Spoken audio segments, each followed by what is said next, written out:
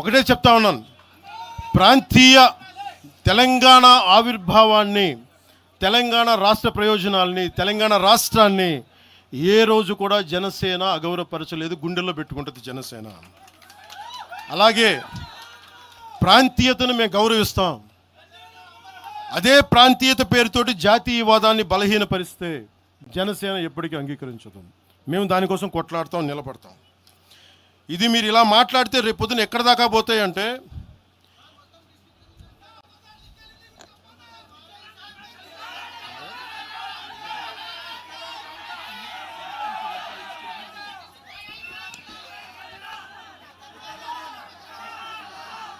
తెలంగాణ అంతా తిరగాలనా? 2008-9లో తెలంగాణ అంతా తిరిగినోడిని. మీరు నన్ను రమ్మని చెప్పండి, ఎందుకు నన్ను నేనే చెప్తాను. కాకపోతే నేను వస్తే నాకు భయాలు లేవు, గొడవలు పెట్టడానికైతే నేను రాను, సమస్యలు పోరాటానికి అయితే నేను వస్తాను. మీరు చెప్పండి ఎక్కడికి రమ్మంటారో అక్కడికి వస్తాను నేను. మీరు ఈ రోజున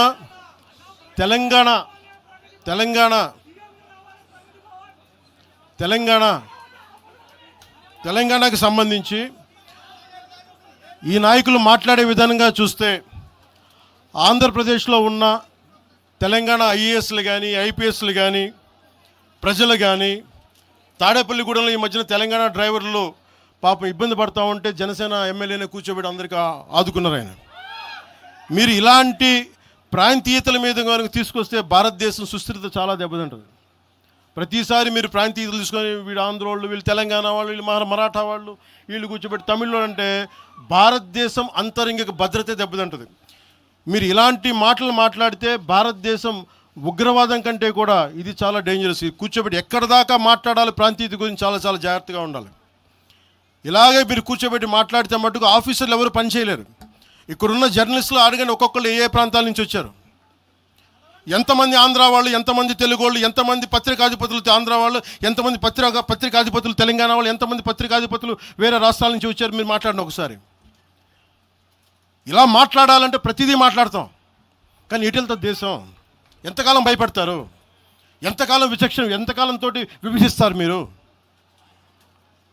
తెలంగాణను వ్యతిరేకించింది ఎవరు? సిపిఎం వ్యతిరేకించింది. సిపిఎం గురించి మీరు ఎందుకు మాట్లాడరు?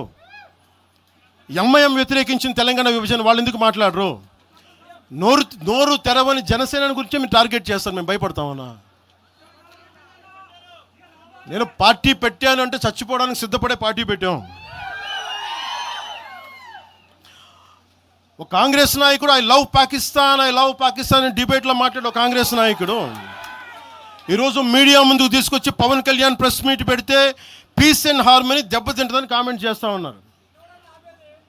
మనల్ని ఎవరు ఆపేది? అంటే వీళ్ళందరికీ ఐ లవ్ పాకిస్తాన్ అంటే వీళ్ళకి అసలు లోపటి నుంచి మొత్తం కదులుతూ ఉంటాయి అందరికీ. అంటే ప్రెస్ మీట్ పెడితే పీస్ అండ్ హార్మనీ, మీరు ఐ లవ్ పాకిస్తాన్ అంటే it's okay. When I want do press addressing, then it's an issue for you, law and order issue. అది పెహల్గామ్లో ఇంతమంది ఉగ్రవాదులు చంపేస్తే ఈ సోకాల్ కాంగ్రెస్ నాయకుడు ఎందుకయ్యా మాట్లాడలా? ఎందుకు మీరు నోరు మెదపలా? ఇప్పుడు కూర్చోబెట్టి మీకు ఐ లవ్ పాకిస్తాన్ వస్తుందా? మీకు ఆంధ్రాని ద్వేషించండి, ఆంధ్రావాణి ద్వేషించండి, జనసేనని ద్వేషించండి, అక్కడెక్కడో దూరంగా బాంబులు పెట్టే పాకిస్తాన్ మటుకు మీరు ప్రేమించండి. అది కాంగ్రెస్ నాయకులు చేసేదా?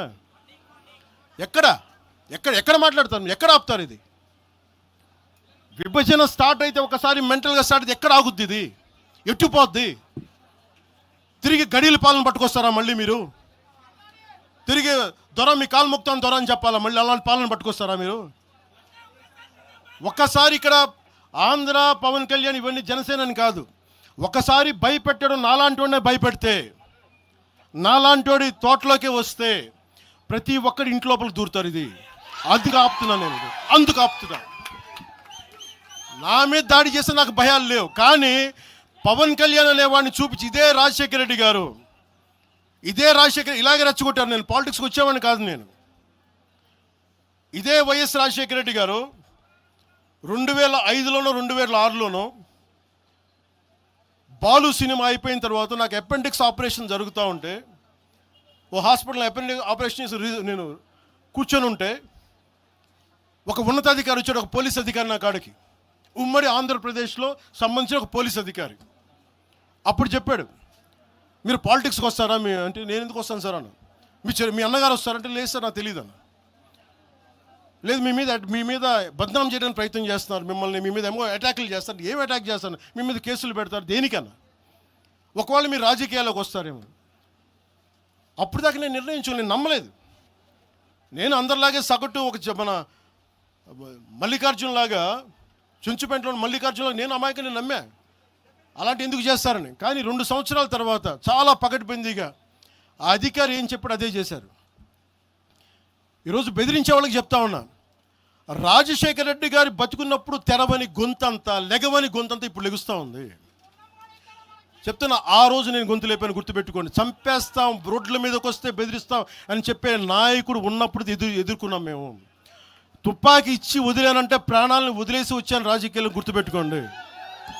భయపడి కాదు. ఈ రోజున అదే చాలామంది కాంగ్రెస్ తెలంగాణ నాయకులు ఉన్నారు, రాజశేఖర రెడ్డి గారు ఉంటే తెలంగాణ వచ్చేది కాదని.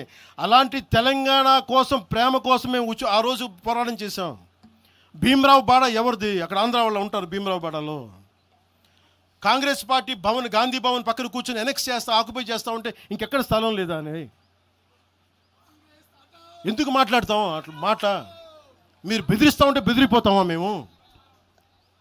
ఇది ఒక్క కాంగ్రెస్ నాయకుల గురించి కాదు. రేవంత్ రెడ్డి గారు ఇప్పుడు వచ్చారు కాంగ్రెస్లోకి. ఇదే రేవంత్ రెడ్డి గారిని అఖిలపక్ష సమావేశానికి ఆయన పిలవలా రేవంత్ రెడ్డి గారిని. ఆయన టీడీపీ నాయకుడు అని చెప్పి ఆ రోజున అది మాకు తెలుసు.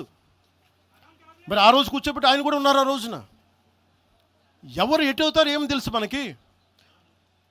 అసలు ఆ రోజు ఆయన జైల్లో పెట్టారు, ఇబ్బందులు పడ్డారు. అలాంటి ఆయన ముఖ్యమంత్రి అయ్యాడు. ఆయనకు మనస్ఫూర్తిగా శుభాకాంక్షలు తెలియజేశాం. ఈ ఎంటైర్ ఫియాస్కోలో ఆయన ప్రమేయం ఉందని నేను చెప్పట్లా, కేసీఆర్ గారి ప్రమేయం ఉందని చెప్పట్లా. కొద్దిమంది వాడుకుంటూ ఉన్నారు, వీళ్ళెవరి ప్రమేయం ఉందని నేను చెప్పట్లా. కానీ మీరు ఈ పార్టీల వెనక దాక్కొని, కొన్ని ముసుగుల వెనక దాక్కొని, సోషల్ మీడియా హ్యాండిల్స్ వెనక దాక్కొని చేస్తే పవన్ కళ్యాణ్ కానీ, జనసేన నాయకులు కానీ, జనసేన సాధకులు కానీ ఎవరు భయపడరు. మేము తిరుగుతాం, నిలబడతాం. అలాగే కేంద్ర ప్రభుత్వం కూడా దీని మీద దృష్టి పెట్టాలి. ఇలాంటి వాదనలు దేశమంతా మొదలైతే, తమిళనాడుకు వచ్చి హిందీ గోబ్యాక్ అని, హైదరాబాద్లో మార్వాడి గోబ్యాక్ అని, నార్త్ ఇండియా గోబ్యాక్ అని, తెలంగాణ యాస భాషలో హిందుస్థానీ ఉంటుంది, హిందుస్థానీ. అలాంటి తెలంగాణలో కూడా హిందీ ఉండకూడదని మాట్లాడుతూ ఉంటే భావాలు ఇటుపోతూ ఉన్నాయి. దేశాన్ని విచ్ఛిన్నం చేసే భావాలు కాదా? భారతదేశం అంతా ఒకటి కాదా? ఇలాగే అమిత్ షా గారిని కూడా ఇలాగే అన్నారు, బెంగాల్కి వస్తే తరిమేస్తామని చెప్పారు టీఎంసీ నాయకులు మాట్లాడేది వేరు, ప్రజలు మాట్లాడేది వేరు.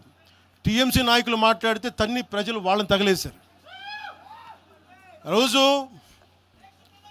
ఇలా మాట్లాడితే రేపు పొద్దున ఇలాంటి వదిలేస్తే ఏమవుతాయంటే, వందే మాత్రం పాడనని చెప్తారు, జనగణమన పాడనని చెప్తారు. ఎందుకంటే ఇది బెంగాలీలో ఉంది, మేము పాడమంటారు ఇలాగే వదిలేస్తే. ఒకసారి ఈ ప్రాంతీయత అనే భావం కనుక ఎక్కువైపోయి జాతీయ సమగ్రతకి విభేదం కలిగితే, వన్ డే దిల్ సే we don't like to sing Vande Mataram. One day they might say we don't like to sing Janaganamana because of this kind of mindset. This has to be addressed, this has to be corrected. ఇట్లాగే మాట్లాడారు, మీకేం పని అని. అమిత్ షా గారి గురించి మాట్లాడింది అదే చెప్పా. జనగణమన మేము పాడతాం, మేము వందే మాత్రం మాట్లాడతాం, మేము బెంగాలీ అనుకోలే, మా భాష అనుకున్నాం, అది మా భారతదేశ భాష అనుకున్నాం. అలాంటిది తెలంగాణని ఇంకెంత గుండెల్లో పెట్టుకుంటాం, తెలంగాణ ఎంత లోపట్టుకుంటుంది, తెలంగాణ కోసం ఎంత చచ్చిపోతాం. నేను ఆంధ్రప్రదేశ్కి దృష్టి సారిస్తుంది ఒకటే, తెలంగాణకి యువత వలసలు తగ్గాలంటే ఆంధ్రప్రదేశ్లో యువతకు ఉద్యోగాలు అక్కడ రావాలి, తెలంగాణ యువతకి ఇక్కడ ఉద్యోగాలు, దానికోసం మా ప్రయత్నం. వలసలు ఆగాలి ఖచ్చితంగా. మీరు అనుకున్న నేను తెలుసా, మొత్తం అందరూ ఉన్న 100 ఉద్యోగాలకి 10,000 మంది కొట్టుకుంటే కనీసం దాంట్లో మొత్తం 10,000 మంది తెలంగాణ వాళ్ళు కావాలని నేను కోరుకుంటా ఉంటాను. దానికోసం మా ప్రయత్నం. అందుకు నేను ఎప్పుడు దృష్టి సారించలా. కానీ కూర్చొని మమ్మల్ని బెదిరిస్తా ఉంటే మటుకు ఇక్కడితో దయచేసి ఇది ఆపండి. లేదా కూర్చోబెట్టి ప్రజలు కోరుకున్నప్పుడు, మా నాయకులు కోరుకున్నప్పుడు ఖచ్చితంగా తెలంగాణలో అవసరమైన ఆయన ప్రతి చోట తిరుగుతాం. దానికి భయపడమని తెలియజేసుకుంటున్నాను. నేను పారిపోవట్లేదు సార్, చెప్పండి సార్.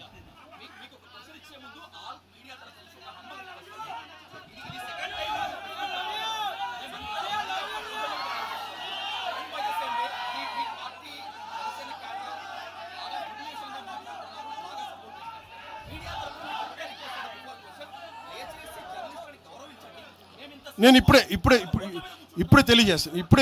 నేను ఒకవేళ అలాంటి తప్పు జరిగి ఉంటే జనసేన తరపు నుంచి ఓకే, నేను ఇప్పుడే తెలియజేస్తున్నాను. జనసేన తరపు నుంచి అలాంటి తప్పు ఉంటే క్షమాపణ నేను చెప్తాను.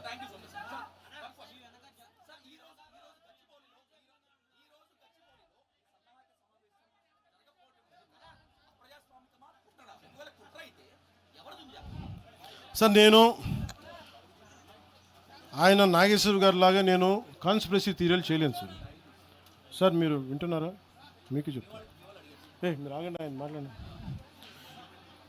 నేను విశ్లేషకులు చెప్పినట్టుగా ఒక వినని మాటల్ని నాకు ఎవరు చేశారు నాకేం తెలుసు సార్.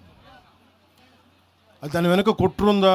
ఒక్కడైతే ఉంది, ఈ సభ జరగకూడదని అయితే ఉంది. అది ఎవరికి ఉంది ఏంటో నాకు నిజంగా తెలియదు. నేను దాని గురించి నిజంగా నేను బ్లేమ్ చేయనట్లా. కాకపోతే ఇది నా హక్కుని ప్రతిష్ఠిస్తున్నాను. ఖచ్చితంగా అప్రజాస్వామికం కదా. 2000 మందితో ఇన్ని పార్టీలు జరుగుతాయి, ఇన్ని కార్పొరేట్ పార్టీలు జరుగుతాయి. ఒకళ్ళు కూర్చోబెట్టి ఒక 2000 మంది కూర్చో సాధకులతో ఏ నష్టం చేస్తామండి? ఏ నష్టం చేస్తాం? ఆ రోజు 30 కోట్లు ఇచ్చినప్పుడు మనకి కొండగొట్ట ఆంజనేయ స్వామికి ఆ రోజు అసలు అలా విభజించే ఆలోచన ఉంటే అవన్నీ చేస్తామా? అలా రెచ్చగొడతామా? ఆ బాధ్యత లేదా? తెలంగాణ కాంగ్రెస్ నాయక సేట్ మ్యామ్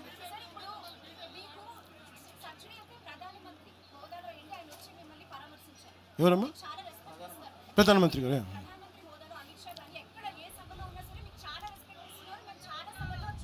షూర్.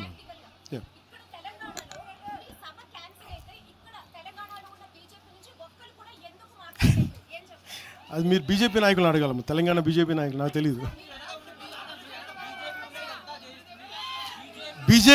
బీజేపీ నాయకులు మీరు అనుకున్నట్టుగా ఓకే, మీ ఆర్గ్యుమెంటే రైట్ అయితే ఈరోజు బీజేపీ నాయకులు మాట్లాడాలి కదా, వాళ్ళు లేరని తెలుస్తుంది కదా.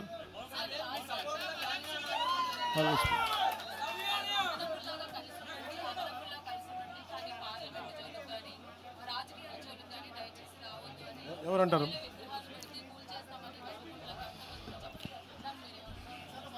ఎవరు విగ్రహాలు పెట్టాలి, ఏం చేయాలి, అది ఆ ప్రజల తాలూకు ఇష్టం. ఇలా మాట్లాడితే గాంధీ గారిని కూడా విగ్రహాలు పెట్టదు. ఎందుకంటే ఆయన గుజరాత్కి చెందిన ఆయన వైశ్య కులానికి చెందిన ఆయన విగ్రహాలు పెట్టకండి అంటారు. దీనికి అంతు పొంతు ఉండదు. అలాంటప్పుడు ఇంకేం మాట్లాడతాను? రేపు పొద్దున అంబేద్కర్ గారి విగ్రహం పెట్టకూడదు, ఆయన కూర్చోబెట్టి ఆయన మహారాష్ట్రని కూడా మాట్లాడతారు. ఇలాంటి ఆలోచన విధానం ఉంటాయి. ఎవరు ఏ విగ్రహాలు పెట్టి, నా ఉద్దేశంలో నా కోరిక తెలుగు ప్రజల ఐక్యతకి చిహ్నం బూర్గుల రామకృష్ణారావు గారు. నేను కోరుకుంటుంది ఒక రోజున తెలంగాణ ఆంధ్రాని కలిపే హైవేకి బూర్గుల రామకృష్ణారావు గారు హైవేగా పెట్టాలి, ఆయన విగ్రహం పెట్టాలని నేనైతే ప్రతిపాదిస్తాను. మిగతా విగ్రహాల గురించి మీరు చెప్పండి sir. Let me address it sir. Let me finish it sir. 1 minute sir.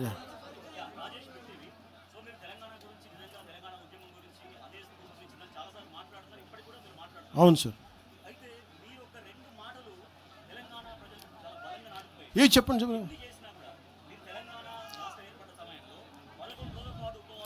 నేను ఈరోజు చెప్తాను కదా. కాదు,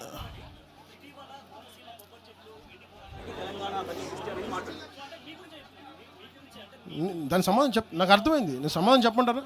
వాడి సమాధానం చెప్పినా మీరు చెప్పండి. You are a journalist, you must have read definitely political science. Telangana state division, was it done in the appropriate manner, or do you agree with it is within the no? మీరు నేనేం చెప్పాను sir, Telangana 2014లో వి హనుమంతరావు గారిలా కానీ జగ్గారెడ్డి గారిలా కానీ చాలామందిలా కూర్చొని మాట్లాడి ప్రేమతో విడిపోవచ్చు అని చెప్పాను. గొడవలు పడి కాదు. నేనేం చెప్పాను, పాలకులు వేరు, ప్రజలు వేరు. 2014లో నేను మాట్లాడినప్పుడు 11 రోజులు నేను తినలేదంటే తెలంగాణ వచ్చినందుకు కాదు, విభజించిన తీరు కోసం. కాకపోతే అది ఎలా అర్థం చేసుకున్నా నాకేం ఇబ్బంది లేదు. కాకపోతే ఇది నేను ఈ రోజున కూర్చోబెట్టి నేను అలా అనలేదు, నేను చెప్పను. నేను ఖచ్చితంగా కాంగ్రెస్ విభజన చేసిన విధానానికి అది నేను కూర్చోబెట్టి నేను అది నా ఆవేదన. అది తెలంగాణ వచ్చినందుకు కాదు. ఏ రోజు అలాగే మీరు మొన్న మాట్లాడారు కోనసీమ గురించి. మీరు ఇలా మాట్లాడితే సపోజ్ నేను ఏ సందర్భంలో మాట్లాడాను ఇవన్నీ పక్కన పెడితే, తెలంగాణ నాయకులు అందరూ ఎంతమంది ఆంధ్రాని ఎన్ని రకాలుగా తిట్టారు. ఆంధ్ర కొడకల్లారా అని ఎన్నిసార్లు అన్నారు. అంటే మేమున్నాం దాంట్లో ఎవరున్నారని, ఆంధ్ర వాళ్ళు అంటే ఎవరండి?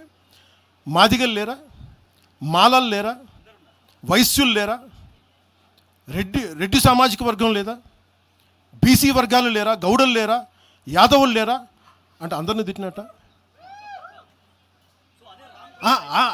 అది మీరు సంతోషం, మీరు తీసుకెళ్ళండి.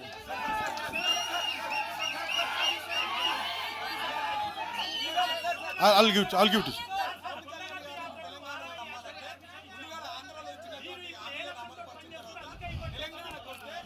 తెలంగాణ ప్రజలకి ఒకటి గుర్తుపెట్టుకోండి సార్, తెలంగాణ ప్రజలకి నేను నమ్మించాల్సిన అవసరం మేము పోరాటం చేస్తాం అంతే.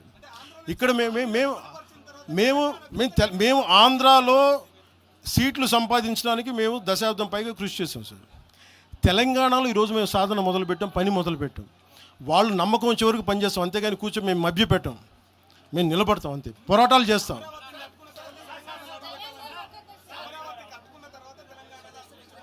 వాళ్ళు ఎవరని నేను చెప్తున్నాను వాళ్ళు ఏం చేయాలో. రాజ్యాంగబద్ధమైన గుర్తింపు ఉన్నప్పుడు, ఎలక్షన్ కమిషన్ గుర్తున్నప్పుడు మేము ఎలా పని చేయాలో, మీరు ఏం తినాలి, మీ ఏ బట్టలు మేము చెప్తున్నావా? మేము ఎలా నడపాలి మా పార్టీని, అది మా ఇష్టం. అది వాళ్ళెవరు చెప్పడానికి?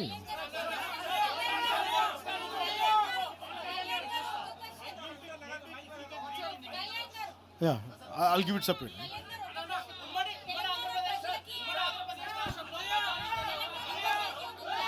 సార్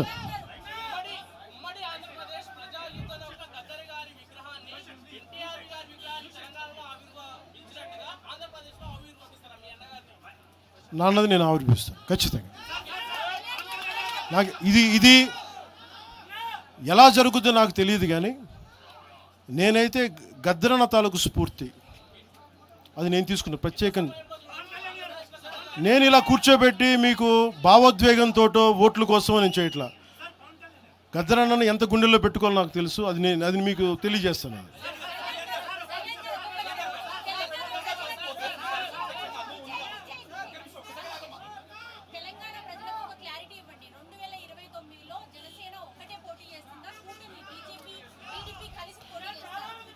నాకు ఫస్ట్ ఇది ఒక్కటమ్మా, ఇందులో ఎక్కడా కూడా ఈరోజు నేను మాట్లాడుతున్నప్పుడు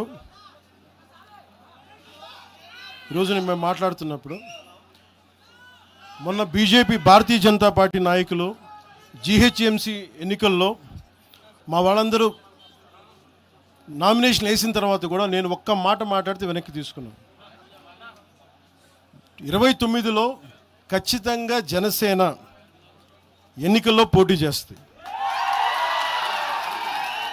కాకపోతే మీరు అడిగే ప్రశ్న తెలుగుదేశం ఇవన్నీ నాకు తెలియదు, ఎందుకంటే అది ఎవరి పార్టీ వాళ్ళు చెప్పుకోవాలి, నాకు తెలియదు. ప్రామిస్గా చెప్తున్నాను. ఇంకా నాకు మోసం చేయాల్సిన అవసరం లేదు. అలాగే భారతీయ జనతా పార్టీ నాయకులు కలిసి వస్తారో కూడా లేదో కూడా నాకు తెలియదు. ఎందుకంటే మొన్న ఈ మధ్యన రామచంద్రరావు గారు కూడా మాట్లాడింది, జీహెచ్ఎంసీ ఎన్నికల్లో భారతీయ జనతా పార్టీ ఒంటరిగానే పోద్ది, జనసేనకి సంబంధం లేదని చెప్పినప్పుడు నేను మా నాయకులు కూడా ఫ్రీడమ్ ఇస్తాను, మీరు సొంతంగా పోటీ చేసుకుని నేను చెప్తాను.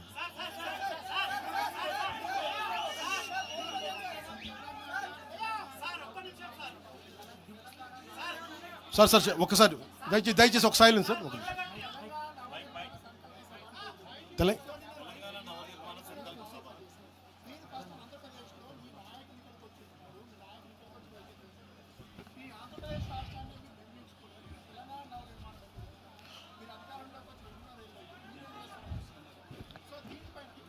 ఈ భావం అలాగా సార్, ఒకటి చెప్తున్నా, ఈ భావం పవన్ కళ్యాణ్ పెట్టింది కాదండి, తెలంగాణలో మా నాయకులు పెట్టింది. పునర్నిర్మాణం వాళ్ళు కోరుకుంది, నేను ప్రతిపాదించింది కాదండి. నేను భారతదేశం బాగుండాలని కోరుకునేవాడిని. దాంట్లో ఆంధ్రప్రదేశ్ కానీ తెలంగాణ కానీ అంతర్భాగం తప్ప, నేను భారతదేశాన్ని యూనిట్గా చూస్తాను తప్ప. ఇప్పుడు మీరు భారతీయ జనతా పార్టీ ఉంది తెలంగాణలో, వాళ్ళు they will have a particular vision for particular framework for Telangana. Same Bharatiya Janata party will have a framework for Andhra. Same Bharatiya Janata party will have a framework for Karnataka and Tamil Nadu. Local leadership తీసుకుంటుంది. పునర్నిర్మాణం మా నాయకులు మాట్లాడుకొని వాళ్ళు పేరు పెట్టింది. నన్ను మాట్లాడమన్నారు, నేను దానికి వచ్చాను. నేను దానికి అంతేగాని కూర్చోబెట్టి పునర్నిర్మాణం కూర్చోబెట్టి నేను ఆలోచించేది కాదు. మా నాయకులు ఆలోచిస్తారు, అది వాళ్ళు చేసుకుంటారు. తెలంగాణ భవిష్యత్తును మా తెలంగాణ నాయకులు నిర్మించుకుంటారు, నేను నిర్మించను. వాళ్ళు చెప్పిన దాన్ని నేను మద్దతు చెప్తాను అంత.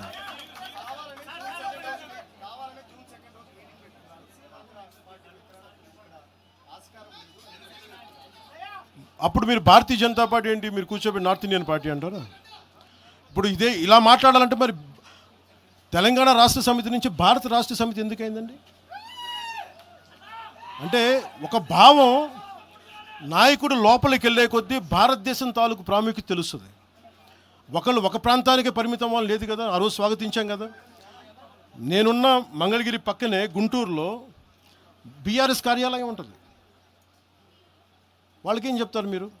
భారతీయ జనతా పార్టీకి ఏం చెప్తారు? కాంగ్రెస్ పార్టీ అలాంటప్పుడు ఉత్తరాదిలో పుట్టిన పార్టీ, దక్షిణాదిలో ఏం పైన మీరు అడగచ్చా? రూల్ అందరికీ అప్లై అవుతుంది కదా, నా ఒకడికైనా రూలు. సిపిఐ సిపిఎం ఎక్కడో జర్మనీలో ఉన్న కార్ల్ మార్క్స్ చేసింది, మీకు ఆ భారతదేశంలో ఏం పనండి? మీరు ఏం చెప్తారు సమాధానం దానికి? సిపిఐ సిపిఎం ఇక్కడ సంబంధం లేదు. మీరు ఎక్కడో కూర్చోబెట్టి రష్యా నుంచి ఇంపోర్ట్ చేసుకున్న ఐడియాలజీని మాట్లాడితే ఎలా కుదురుతుందండి? సో ఏ పార్టీ కూడా మీరు ఆ ప్రశ్నించలేరు. ఆల్గిట్ sir, national media will let me address it separately, sir. Let me address it separately. Just give me 15 minutes. I think, sir.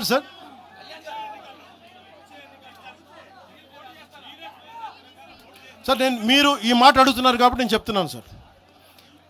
2014లో మల్కేజ్గిరిలో ఆ రోజు ఎన్డీఏ కూటమి అభ్యర్థిగా ఎంపీగా పోటీ చేసే అవకాశం నాకు ఉండింది. ఆ రోజున నేనేమనుకున్నానంటే, నాకు పోటీ చేసి ఎంపీ అవ్వాలనుకుంటే కూడా తెలంగాణ నిర్మాణానికి మేమేం సహాయం చేయగలం ఆలోచించాను తప్ప, నాకు తెలంగాణలో పోటీ చేసే, నిజంగా చెప్పాలంటే నాకు ఆలోచన, నాకు తెలంగాణ బాగుపడాలని కోరుకున్నాను కానీ నాకు తెలంగాణ నుంచి పదవులు కావాలని కానీ నేనేం కోరుకోవట్లా. మా వాళ్ళు గెలిస్తే చాలు, అదే కోటి దండాలు దానికి.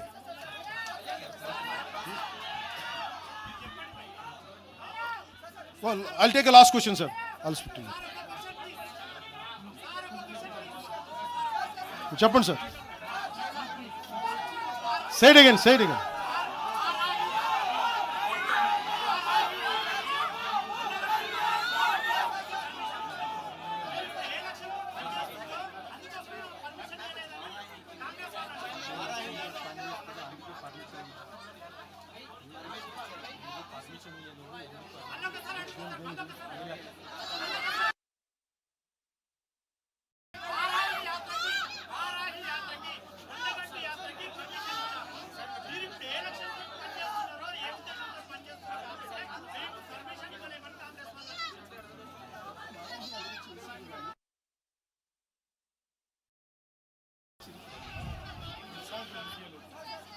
అది మీరు కాంగ్రెస్ నాయకులను అడగాల్సిన ప్రశ్న సార్. వాళ్ళు ఎందుకు పర్మిషన్ ఇవ్వలేదు మీరు వాళ్ళని అడగండి. అది మీరు సీనియర్ జర్నలిస్టులు, మీకు అనుభవం ఉన్నది. మీరు ఎందుకు పని చేయట్లేదో మీరు ఒక అనాలిసిస్ మీరు చేయండి, మేము దానికి సమాధానం చెప్తాం.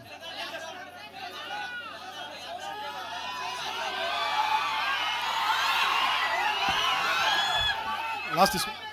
సో మీ అందరికీ మరోమారు ధన్యవాదాలు తెలుపుకుంటూ, 13వ సంవత్సరంలో అడుగు పెడుతున్న మన తెలంగాణకి, తెలంగాణ యువతకి, తెలంగాణ ప్రజానీకానికి, 4 కోట్ల ప్రజలకి ధన్యవాదాలు తెలుపుకుంటూ, జై తెలంగాణ, జై హింద్.